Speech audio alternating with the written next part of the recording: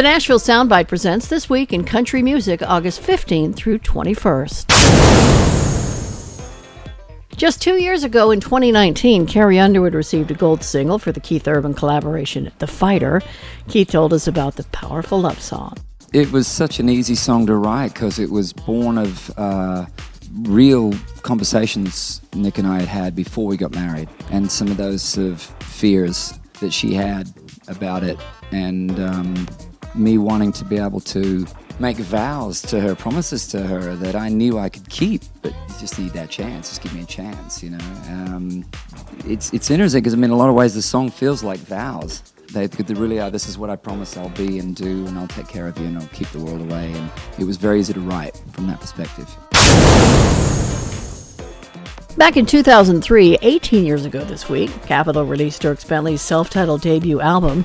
In 2015, Dierks told us about how music came early in his life at school. I wanted to play bass in the school band, but there was someone already playing the bass guitar, so I got stuck with the saxophone. So I played the sax a lot, and definitely was just lucky to have music in my school. It just was a great thing. I always looked forward to get a chance to play music, and eventually discovered the electric guitar on my own. That changed my whole life. But having kids now, watching my 6-year-old play the piano, and my 4-year-old plays the fiddle, and she calls it the violin. I keep telling her it's the fiddle. She's like, it's the violin, and it's the fiddle.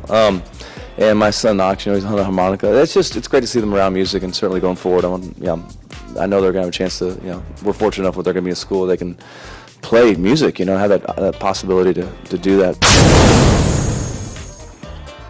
26 years ago in 1995, Tammy Wynette was hospitalized after losing her voice. Just 3 years later in April, she passed away. Dolly Parton talked about the song she wrote with Tammy and finished the day of her memorial service in Nashville. I went home that night and finished it after the memorial thing when I said I would, because I thought, I should just do this now while Tammy's still fresh in my mind and while her memory's still here. And I almost felt like she was with me doing it. I felt like her spirit hadn't gone on yet. She was kind of hovering around to see how we was all accepting her being gone. I thought, well, she's here, so I'm just going to make her work for this.